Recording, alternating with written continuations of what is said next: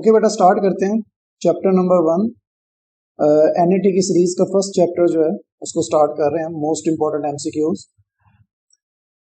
Out of following pairs one pair does not have identical dimension. So आपने वो pair देखना है जिसकी डायमेंशंस डिफरेंट हो दोनों चीजों की। Angular momentum and Planck's constant दोनों के यूनिट्स जूल सेकंड होते हैं और बेटा इनकी डायमेंशंस भी सेम है। और वर्क एंड टॉर्क दोनों के यूनिट है आपके पास न्यूटन मीटर। इंपल्स के अंदर दोनों चीजों के यूनिट आपके हैं न्यूटन सेकंड। तो ए बी और डी इनमें जो भी चीजें हैं इन सब के यूनिट्स एंड डायमेंशन सेम है। बट नंबर सी जो है उसमें दो चीजें हैं बेटा। नंबर 1 है moment of inertia. Moment of inertia जो है वो बेसिकली अगर कोई बॉडी रोटेशनल मोशन कर रही हो तो उसका जो इनर्शिया होता है उसे हम कहते हैं मोमेंट ऑफ इनर्शिया, और ये बेसिकली इक्वल होता है एम आर स्क्वायर के। तो ये डिपेंड करता है मास पे, और ये है उसकी रेडियस का स्क्वायर, या फिर इसको हम कह सकते हैं distance from the axis of rotation. तो ये जो एम आर स्क्वायर है बेटा, इसमें ये है कि इसके यूनिट आपके क्या बन जाएंगे, KG metre square. And moment of force basically होती है torque. Moment of force torque है।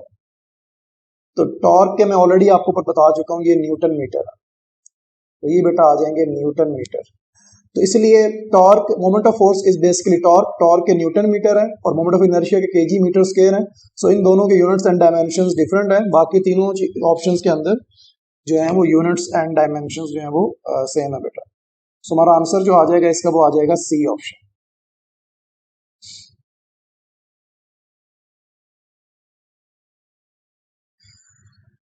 नाउ सेकंड क्वेश्चन इज, इसमें आपके पास percentage error in the measurement आपको गिवन है।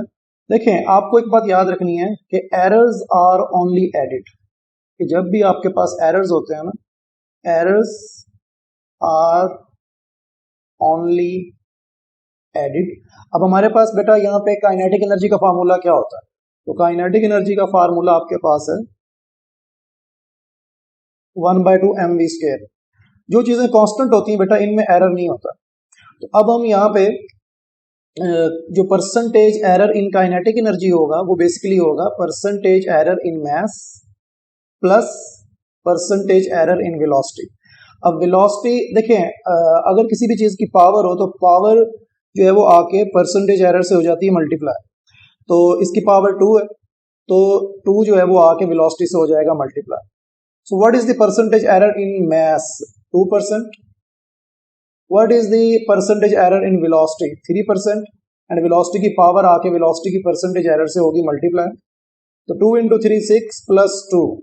सो बेसिकली काइनेटिक एनर्जी में जो एरर आएगा बेटा वो आएगा 8%। सो B is the option.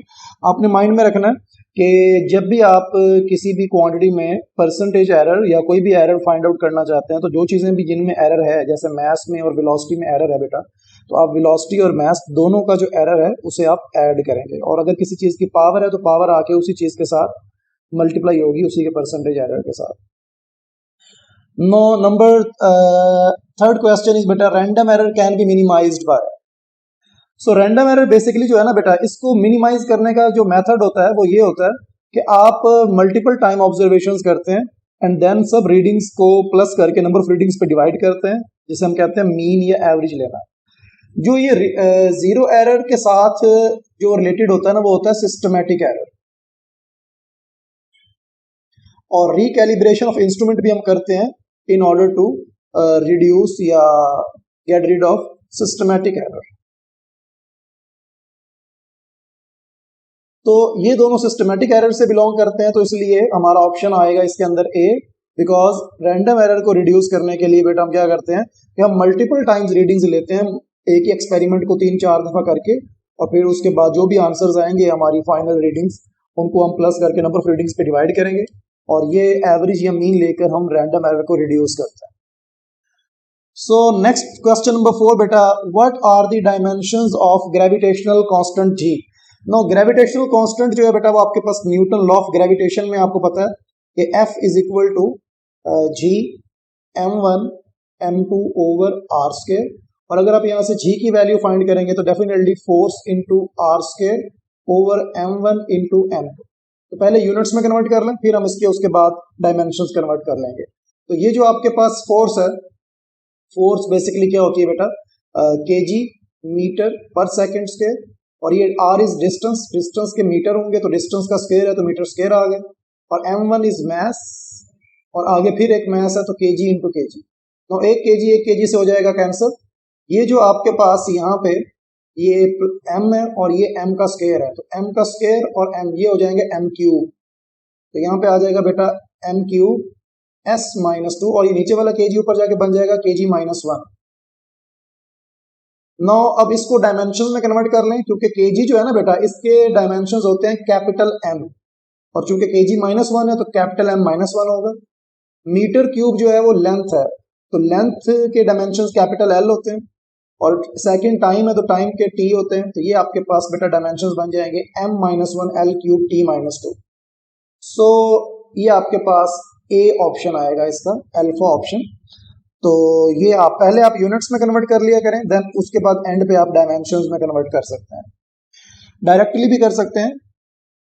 Next इसके बाद एक चीज मैं आपको यहाँ पे बताता चाहता हूँ बेटा, ये जो मैंने यूट्यूब पे सीरीज स्टार्ट की है, ये बेसिकली मैंने इसलिए स्टार्ट किया है क्योंकि एमडी कैट के अकॉर्डिंगली काफ़ी चीज़ें बच्चों को मिल जाती हैं, और एनईटी और ई कैट के अकॉर्डिंगली चीज़ें बहुत ही कम है यूट्यूब पे, और अगर कोई है भी सही तो वो आपको दिमाग नहीं है। तो मैंने ये कोशिश किया है कि जो भी रिपीटेड क्वेश्चंस हैं, जो भी हमारे मोस्ट इंपॉर्टेंट टॉपिक्स हैं उनके क्वेश्चंस हैं, और जिनके करने के बाद आपको आइडिया भी हो जाएगा क्वेश्चंस किस तरह से बनते हैं, और आपका जो पेपर है एनईटी का या ई कैट का जो भी आप करेंगे आगे, तो आपको आइडिया हो जाएगा कि किस तरह के क्वेश्चंस आ चुके हैं, इसी के रिलेटेड आएंगे, डाटा चेंज हो सकता है। मतलब आप अगर ये पूरी सीरीज कर लेंगे तो बहुत अच्छा रिजल्ट आपका आ सकता है। तो आप काइंडली पूरी वीडियो इसको एंड तक देखें, और इसके अंदर जितनी भी आपके पास चीज़ें हैं वो राइट डाउन करते थे, जो भी इंपॉर्टेंट की पॉइंट्स हैं, ए लेवल एंड एफएससी दोनों के अकॉर्डिंगली चीज़ को मैंने ये किया। तो ये आपके पास नंबर 4 यहाँ पे आ गया। इसके बाद number 5, no it is very simple question, significant figures. बेटा आपको सबको पता है कि जो भी स्टार्टिंग जीरोज होते हैं वो कभी भी सिग्निफिकेंट नहीं होते, तो इसलिए ये जो आपके पास जीरोज हैं ये जीरो सिग्निफिकेंट नहीं है, और जो नॉन जीरो है वो तो सिग्निफिकेंट होते हैं, और जो जीरो नॉन जीरो के बाद आए और डेसिमल भी हो स्टार्ट में तो वो भी सिग्निफिकेंट होता है। तो इसलिए ये जो 2 डिजिट्स हैं ये आपके हैं significant. So starting zeros are never significant, और एंडिंग जीरो सिग्निफिकेंट होते हैं अगर स्टार्टिंग में डेसिमल हो और कोई नॉन जीरो पहले आ चुका हो, तो ये दोनों सिग्निफिकेंट है। तो इस पूरे जो है वैल्यू में 2SF है। इसके बाद number 6 is a important question. इसके अंदर बेटा देखें कि आपके पास वो कहता है कि 1 light year is equal to, आप ना कोशिश किया करें जब मैं कोई क्वेश्चन आपको करवाता हूँ ना, तो आप पहले उसको खुद से स्क्रीन पॉज करके वीडियो को, तो आप उसको सॉल्व किया करें, फिर उसके बाद इसका सोल्यूशन देखा करें। 1 light year is equal to, देखें हम लाइट ईयर बेसिकली है क्या चीज, मोस्टली बच्चे जो होते हैं ना वो समझते हैं कि लाइट ईयर एक टाइम का यूनिट है। तो याद रखें बेटा, लाइट ईयर टाइम का यूनिट नहीं है, light year is a unit of distance. ये डिस्टेंस मेजर करते हैं मोस्टली, जो एस्ट्रोनॉमी में गैलेक्सीज वगैरह से जो एस्ट्रोनॉमर्स डिस्टेंस बताते हैं तो वो लाइट ईयर्स की फॉर्म में होता है। तो light year is a unit of distance, ये वो डिस्टेंस होता है जो कि लाइट 1 ईयर में ट्रेवल करती है। आप सबको पता है कि लाइट की स्पीड कितनी होती है, 3 × 10⁸ मीटर्स पर सेकेंड। तो 1 सेकेंड के अंदर इतने मीटर्स ट्रेवल हो रहे हैं। 1 सेकेंड में अगर ट्रेवल इतना डिस्टेंस हो रहा है लाइट से, तो 1 आवर में, 1 डे में, 1 मंथ में, 1 ईयर में कितना होगा। तो वो जो डिस्टेंस 1 ईयर में लाइट ट्रेवल करती है वो लाइट ईयर होता है, और इसकी वैल्यू याद कर लें बेटा, 1 light year is equal to होता है 9.46 10⁻15 मीटर। इसको राउंड ऑफ कर लेंगे तो वो ये बन जाएगा 9.5 10⁻15 metre. So 1 light year is equal to 9.5 10⁻15 metre. So B is the option. Once again, light year is a unit of distance. तो नेक्स्ट इसके बाद बेटा नंबर 6 पे आ जाए, विच of the following is least सब मल्टीपल। अक्सर हमारे बच्चों को लगता है कि प्रीफिक्स आते हैं, लेकिन जब वो क्वेश्चंस करते हैं तो वो रॉन्ग करते हैं। इसलिए प्रीफिक्स बेटा इस तरह के रेशो के क्वेश्चंस भी प्रीफिक्स के आते हैं, और देखिए अब इसकी वैल्यूज क्या है बेटा, ये जो पीको होता है, पीको जो होता है ना वो होता है 10 टू पावर -12, एटो होता है 10 टू पावर -18, फेम्टो होता है 10 to power -15 and nano is equal to 10 to power -9। अच्छा आपको पता है ना सबसे लीस्ट कौन है, और आपको पता है बेटा नेगेटिव पावर में अगर 10 की पावर नेगेटिव में हो तो जितनी चीज बड़ी होगी रियलिटी में वो वैल्यू छोटी होगी। तो सबसे छोटी बेटा कौन सी, इसकी पावर सबसे बड़ी नेगेटिव में है और वो आपकी है एटो। तो एटो इन सब में सबसे स्मॉल वैल्यू है। इसके बाद बेटा नंबर 8 पे आ जाए, dimensions of weight. Common sense है बेटा, weight is basically a force, तो वेट इज अ फोर्स, तो जो डायमेंशन फोर्स के होंगे वही वेट के होंगे। तो F इज इक्वल टू क्या होता है बेटा, एम ए, और मास के क्या है केजी, एक्सेलरेशन के क्या है मीटर पर सेकंड स्क्वायर। डायमेंशंस के करने के लिए क्या करते हैं बेटा, मास के डायमेंशंस जो होते हैं वो कैपिटल एम होते हैं, मीटर लेंथ है, लेंथ के कैपिटल एल होते हैं, और सेकंड टाइम है, टाइम के कैपिटल टी होते हैं, और चूंकि टाइम की पावर -2 है इसलिए -2 आ जाएगा। तो MLT -2, B is the option, beta. इसके बाद नंबर 9 क्वेश्चन पे बेटा आ जाए, जब भी आपको एनर्जी और मास की बात करेंगे ना तो आप इसमें आइंस्टाइन मास एनर्जी जो रिलेशन है उसको यूज करेंगे। उसमें बेटा आपको पता ही है कि E इज इक्वल टू क्या है बेटा, mc square, mass is equal to 1 kg है, तो यहाँ पे 1 पुट कर देंगे, और c की वैल्यू होती है 3 into 10 to power 8 which is speed of light, और उसका स्क्वायर लेना है आपने। तो 1, इसका बेटा स्क्वायर ओपन करें जरा, तो 9 इंटू 10 टू पावर 16। सो मैंने जो कि मास भी केजी में लिया है और स्पीड ऑफ लाइट मीटर पर सेकंड में लिया है, तो आंसर भी ऐसा ही में आएगा जो कि जूल्स है। तो 9 इंटू 10 टू पावर 16 जूल्स, बेटा ये आपके पास इसका आंसर आ जाएगा Charlie. Number 10 which of the following is most precise instrument. Most precise mean जिसका लीस्ट काउंट सबसे स्मॉल हो, स्मॉलेस्ट लीस्ट काउंट। तो सबसे लीस्ट काउंट स्मॉल किसका बेटा, जो मीटर रॉड होता है इसका लीस्ट काउंट होता है 0.1 सेंटीमीटर, मेजरिंग टेप का भी होता है 0.1 सेंटीमीटर, वर्नियर कैलिपर का होता है 0.01 centimetre, and micrometer screw gauge का होता है 0.001 सेंटीमीटर। तो इसका लीस्ट काउंट सबसे कम है, so it is the most precise instrument in these 4 instruments. तो नंबर 11 बेटा आपके पास आ जाएगा, the computer chips are made of. बेटा कंप्यूटर चिप्स जो होती है ना ये बनाई जाती हैं सिलिकॉन से, और सिलिकॉन आपको पता ही है कि सिलिकॉन कौन सा मटेरियल होता है, सेमीकंडक्टर होता है। तो नेक्स्ट इसके बाद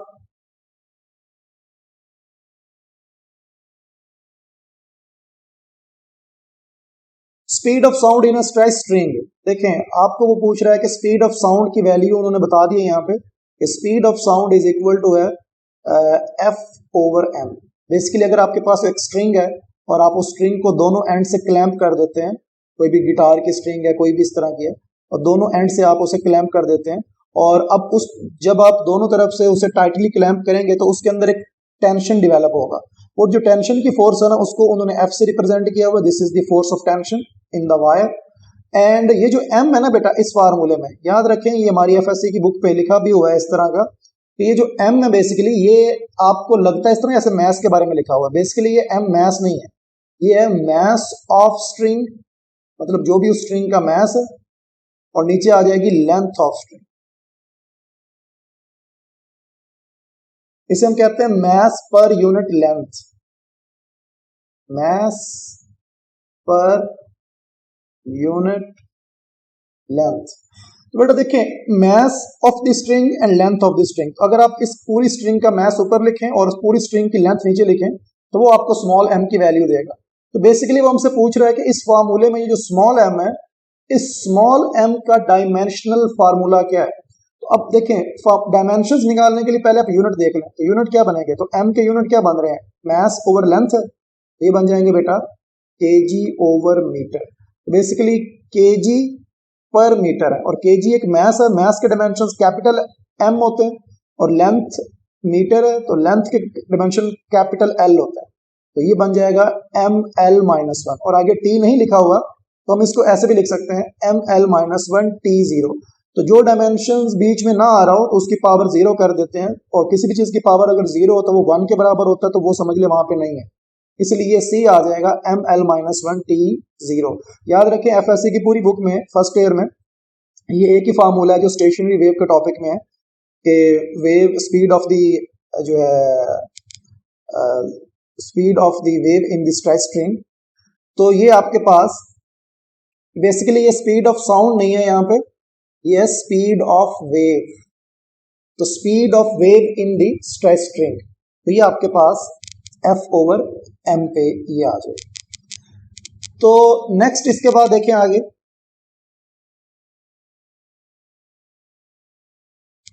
which one of the following is not allowed as standard prefix। देखिए बेटा, अगर एक ही वैल्यू में 2 या 3 टाइम्स आप प्रीफिक्स लिखते हैं तो उसे हम कहते हैं कंपाउंड प्रीफिक्सेस। और याद रखें compound prefixes are not allowed. Compound prefixes are not allowed. तो साइंटिफिकली हम जब किसी वैल्यू को लिखेंगे तो आप कभी भी उसमें 1 से ज्यादा प्रीफिक्स नहीं लिख सकते। तो यहाँ बाकी सब में 1 1 प्रीफिक्स है, यहाँ पे 2 है, तो ये आपका जो है ये स्टैंडर्ड फॉर्म में नहीं लिखा गया। तो दिस इज द ऑप्शन जो कि स्टैंडर्ड रूल्स के अकॉर्डिंग नहीं है। 10⁻⁻5 बेटा -15 क्या होता है? तो आप सबको पता है बेटा, एटो होता है 10⁻18, पिको 10⁻12, फेमटो 10⁻15, नैनो 10⁻9। तो यहाँ पे ये 10⁻15 तो फेमटो आ जाएगा इसका।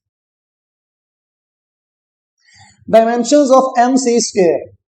देखिए mc² की डायमेंशंस क्या होंगी? तो आप सबको पता है mc² का नाम सुनते ही बच्चों को माइंड में आ जाता है कि ये एनर्जी है, क्योंकि energy is equal to mc² है। अब m के यूनिट, m क्या चीज है? मैस। तो मैस के kg है। और ये c क्या चीज है? Speed of light. अब स्पीड चाहे लाइट की हो या किसी भी चीज की हो, तो स्पीड है, और स्पीड के यूनिट्स क्या होंगे? मीटर पर सेकेंड। और इसका स्क्वायर ले लेंगे आप। अगर आपको फार्मूला वैसे ही याद है कि ये एनर्जी के इक्वल है, तो एनर्जी के डायमेंशंस या यूनिट्स आपको ऑलरेडी पता होने चाहिए। और एनर्जी के यूनिट्स होते हैं केजी मीटर स्क्वायर पर सेकंड स्क्वायर, और केजी के डायमेंशंस m, लेंथ के कैपिटल L, टाइम के। तो ये आप इस तरह भी कर सकते हैं, लेकिन अगर आपको नहीं आता तो आप m और c को पूरा सॉल्व करें तो ये आ जाएगा। इस पूरे को स्क्वायर को ओपन करें तो m पे भी स्क्वायर आएगा, और ये पावर आके -1 से भी होगी मल्टीप्लाई, तो ये बन जाएगी आपके पास इस तरह। और आगे आपको पता है ये केजी की जगह कैपिटल M डायमेंशन आएंगे, और लेंथ के कैपिटल L होते हैं, और टाइम के जो है वो तो ml² t-2। तो डेल्टा ऑप्शन इसका आ जाएगा। अच्छा, 2 तरह की क्वांटिटीज होती हैं जिन्हें हम सप्लीमेंट्री क्वांटिटीज कहते हैं। एक होती है बेटा प्लेन एंगल। प्लेन एंगल का यूनिट बेटा होता है रेडियन। इसके बाद एक होता है solid angle. Solid angle basically 3 dimensional angle होता है, और ये प्लेन एंगल बेसिकली होता है 2 डायमेंशनल एंगल। तो सॉलिड एंगल जो है ना बेटा, इसके यूनिट जो होता है याद रखें, इसका SI यूनिट जो है वो उसकी रेडियन है, और इसका सिंबल SR होता है। ये जो रेडियन है ये किसका यूनिट है? ये है SI unit of plane angle. Next देखिए नंबर 17 इन साइंटिफिक नोटेशन। बेटा साइंटिफिक नोटेशन में लिखना है। अब साइंटिफिक नोटेशन में रूल ये होता है बेटा कि जो फर्स्ट नॉन जीरो होता है उसके बाद डेसिमल आता है, और बाकी सब चीजें 10 की पावर में होती है। तो फर्स्ट नॉन जीरो के बाद डेसिमल, मतलब आपने डेसिमल को बेसिकली शिफ्ट करना है, और डेसिमल को शिफ्ट करके यहाँ 2 और 3 के बिटवीन में लिखना है आफ्टर फर्स्ट नॉन जीरो। ये रूल होता है। तो जब आप बेटा जब भी आप डेसिमल राइट साइड पे शिफ्ट करते हैं ना, तो 10 की पावर नेगेटिव में आती है। तो अब आप देखें कितने डिजिट्स आपने राइट साइड पे मूव किया। 1 2 3 4, ये बन जाएगा 2.3 इंटू 10⁻⁻4। सो ये साइंटिफिक फॉर्म में आ जाएगी। नेक्स्ट इसके बाद age of universe is approximately. वैसे जो ई कैट में ऐसे एमसीक्यूज नहीं आते, लेकिन स्पेशली चूंकि ये एनईटी की सीरीज है, इसके बाद मैं ई कैट की भी सीरीज बना रहा हूँ, और आगे एमडी कैट की भी सीरीज बनेगी। लेकिन मैं भी चूंकि ये प्रिसाइजली एनईटी के क्वेश्चंस करवा रहा हूँ, तो एनईटी के क्वेश्चंस में ना अक्सर ये देखा गया है कि क्वेश्चन सिंपल होता है, इजी होता है, ज्यादा मुश्किल क्वेश्चन नहीं होता, और उसमें इंफॉर्मेशन टाइप क्वेश्चंस भी आते हैं, और बुक की कुछ लाइंस भी समटाइम आ जाती हैं, तो मैंने वो भी कवर अप कर ली है इसमें। तो ये हमारी फर्स्ट चैप्टर में एक लिखा हुआ है साइड पे इंफॉर्मेशन कि age of universe is approximately. तो बेटा ये जो एज ऑफ यूनिवर्स है अप्रोक्सीमेटली, ये आपके पास होती है 5.5 इंटू 10⁻17 सेकेंड। ये है हमारा आंसर, एज ऑफ यूनिवर्स। अच्छा, इसमें ये चीजें क्या है बेटा, ये जो बी ऑप्शन है ना, ये है seconds in a year. 1 year के अंदर सेकंड्स होते हैं, सॉरी 1 डे के अंदर जो सेकंड्स होते हैं वो आपके पास होते हैं 86,400 सेकंड्स। तो ये बन जाता है 8.6 10⁴। ये बेटा एमसीक्यू आपका आंसर तब आता है जब वो पूछते number of seconds in a day. और ये जो है ना, ये वाला सी वाला, ये बेसिकली है 1 ईयर। बेटा 1 ईयर के अंदर जो होते हैं ना सेकंड्स, वो होते हैं 3153600। इतने सेकंड्स होते हैं आपके पास 1 ईयर के अंदर। तो अगर मैं इसको उसमें कन्वर्ट कर लूँ साइंटिफिक में, तो ये आपके पास बेसिकली आ जाएगा 3.15 इंटू 10⁻7, और इसको राउंड ऑफ अगर कर लेंगे तो ये बन जाएगा 3.2 इंटू 10⁻7। तो बेटा याद रखें, ये सी ऑप्शन बेसिकली क्या है, number of seconds in 1 year, and this B option is number of second in 1 day. और ये जो डी ऑप्शन है, ये बेटा आपके पास है age of earth, age of earth. लेकिन हमारे क्वेश्चन का आंसर जो है वो ए है, क्योंकि उन्होंने हमसे पूछा हुआ था एज ऑफ यूनिवर्स, जो कि सेकंड्स में बनती है 5 इंटू 10⁻17 सेकंड्स। नाउ बेटा क्वेश्चन नंबर 19 पे आ जाएं। विच द एरर, ये बेटा आपको आना चाहिए, which the error which refers to the effect that influence all the measurements of a quantity equally. मतलब एक ऐसा एरर है कि आप जब जब मेजरमेंट करेंगे तो हर मेजरमेंट को वो इक्वल इन्फ्लुएंस करेगा। तो बेटा ये जो एरर होता है ना, जो इक्वल हमेशा इन्फ्लुएंस करे और इसकी वैल्यू फिक्स हो, कंसिस्टेंट हो, कंसिस्टेंट होगा, फिक्स होगा, तभी हर दफा इक्वल इन्फ्लुएंस करेगा, तो वो एरर होता है सिस्टमैटिक एरर। तो सिस्टमैटिक एरर वो होता है जैसे आपके पास एक वेट मशीन है, उस वेट मशीन पर कोई भी पर्सन अपना वेट नहीं कर रहा, लेकिन येट वो 2 kg शो कर रही है, तो उसके अंदर एक एरर है। शो करना चाहिए था 0 kg, लेकिन वो शो कर रही है 2 kg। अब कोई भी पर्सन उस पर अपना वेट करेगा, लेट्स सपोज वो 50 kg का है, तो वो मशीन उसको क्या शो करेगी, 52 kg। अगर कोई 60 वाला शो करेगा तो उसको शो करेगी 62 kg। मतलब जितनी भी रीडिंग्स आप उस पे लेंगे, हर रीडिंग को इक्वल इन्फ्लुएंस करेगी, मतलब हर रीडिंग को 2 kg ज्यादा ही बताएगी।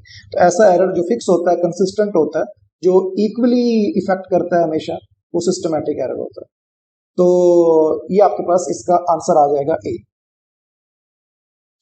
Number 20 uncertainty. ये इसे बेटा देखें, किसी भी मेजरमेंट को आप जब करते हैं तो आपका जो इंस्ट्रूमेंट होता है उस पर डिपेंड करता है कि आपका एरर क्या होगा। आप मीटर रूल से करते हैं, किसी भी इंस्ट्रूमेंट से करते हैं, तो हर इंस्ट्रूमेंट का एक लीस्ट काउंट होता है, तो इसे कहते हैं लिमिटेशन ऑफ इंस्ट्रूमेंट। तो इस वजह से भी चीज़ों में अनसर्टेनिटी आती है।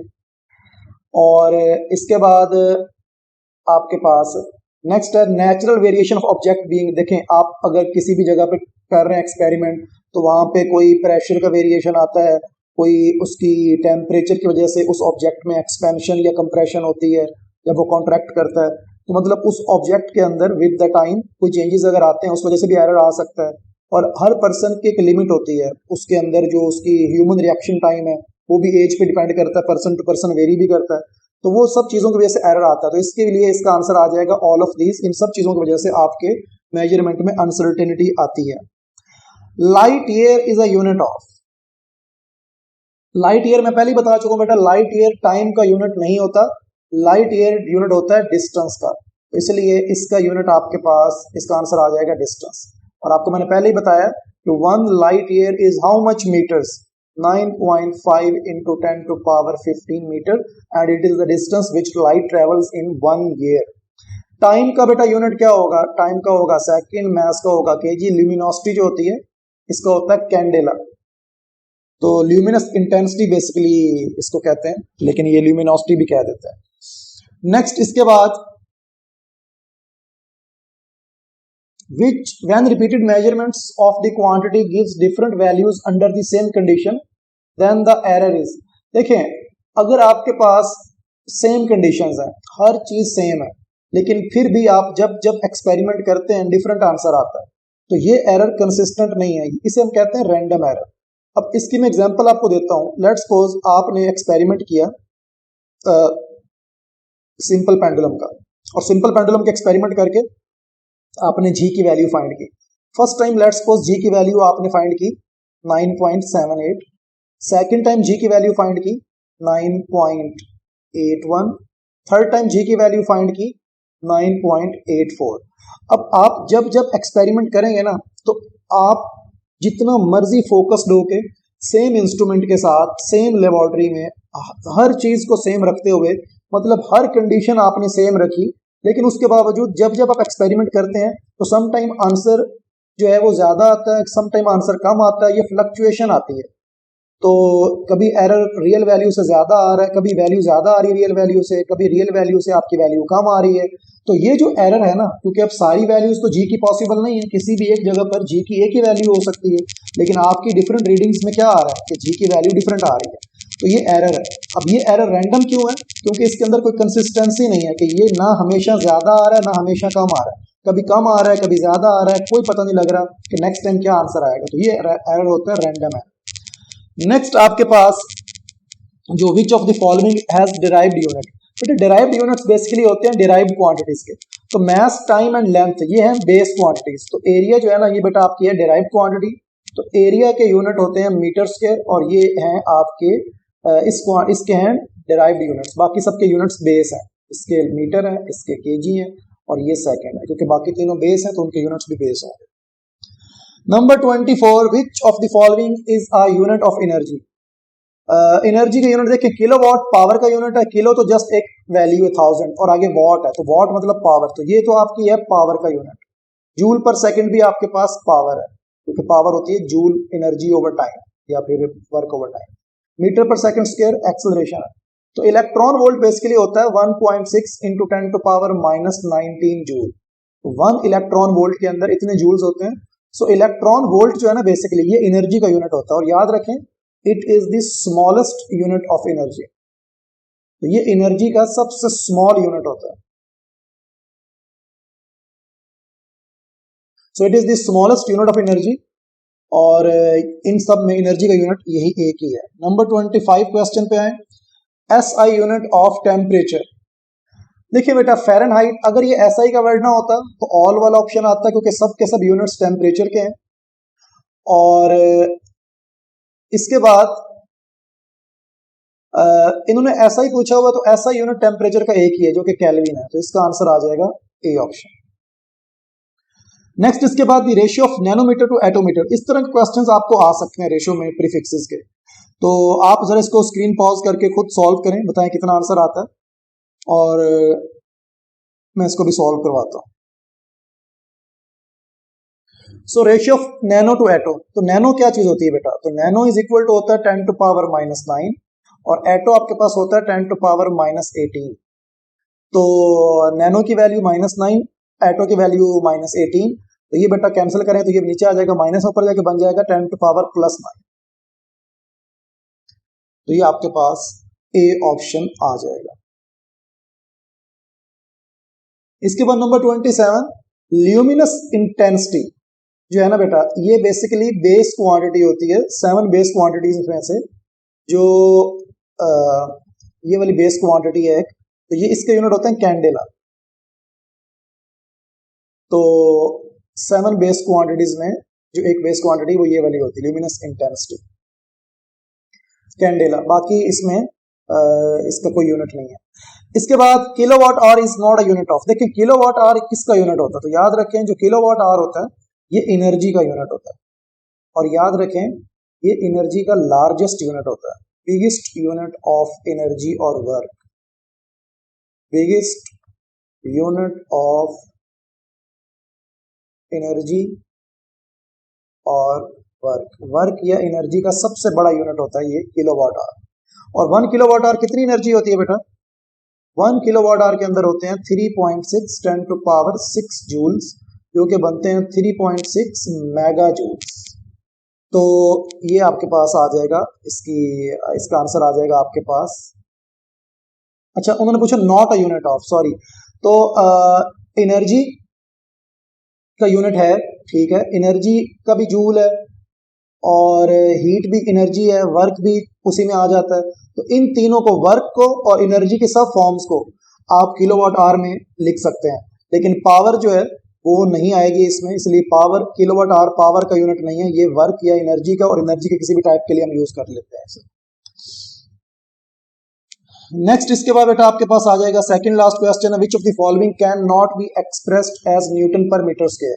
बेटा जो स्ट्रेस है ना आपकी, स्ट्रेस का फार्मूला होता है फोर्स ओवर एरिया, प्रेशर का फार्मूला भी होता है force over area, modulus of elasticity जो होती है ना, ये होती है स्ट्रेस ओवर स्ट्रेन।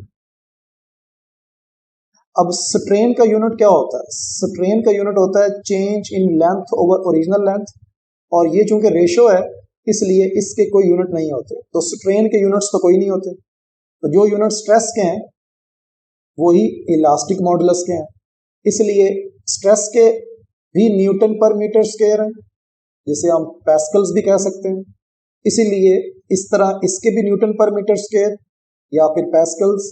और अब चूंकि स्ट्रेन के यूनिट्स नहीं है तो जो यूनिट स्ट्रेस के होंगे वही इलास्टिक मॉडुलस के होंगे, इसके भी न्यूटन पर मीटर स्क्वायर। तो इन तीनों के न्यूटन पर मीटर स्क्वायर या पैस्कल्स हैं, और किसके नहीं है? तो सरफेस टेंशन जो होती है ना बेटा, इसका फार्मूला होता है फोर्स ओवर लेंथ, फोर्स पर यूनिट लेंथ। ये बेसिकली लिक्विड की प्रॉपर्टी होती है, फोर्स पर यूनिट लेंथ होती है, तो इसका यूनिट होता है न्यूटन पर मीटर, इसलिए हमारा ऑप्शन ये आएगा, ये न्यूटन पर मीटर स्क्वायर में एक्सप्रेस नहीं हो सकती।